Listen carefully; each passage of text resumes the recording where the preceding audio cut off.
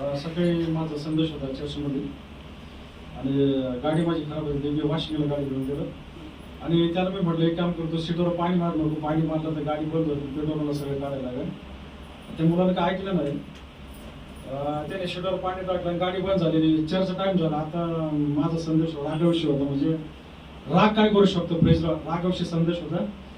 आता मी म्हटलं आता सगळे माझी वाट बघते चर्चमध्ये, आता काय करायचं देवा. थोडं मनात जरा स्तोत्र 37 प्रमाणे थोडं जळ पडेल मला. अरे थोडं क्यू झाला, तुझा संदेश आहे, तू असं काय करतो. म्हटलं प्रभू मी मॅकॅनिक जाऊ का, काय करू म्हणून सांग मला. आता वेळ कमी राहिला. मी क्षमा मागली, पश्चाताप केला प्रभूकडे. देव बापा मी राग कंट्रोल करतो, प्लीज तुझं वचन सांगतं की माझी काळ जाणं घडलं जिथलं होणार नाही आणि विश्वास ठेवण्याचं शक्य.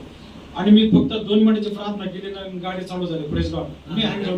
गाडी कसं काय चालू झाली. नाही तर काय व्हायचं, पाणी जर गेलं तर 2-3 लिटर पेट्रोल होतं, पूर्ण खाली करून कार्बोरेटर साफ करून आणि नंतर मग ती गाडी चालू झाली. पण देव मागणे आपल्याला जेव्हा आपण आपलं जीवन बदलतो, पश्चाताप करण्यात निश्चित देव बाबा आपली प्रार्थना करतो. सुंदर साक्षी करून द्यायची.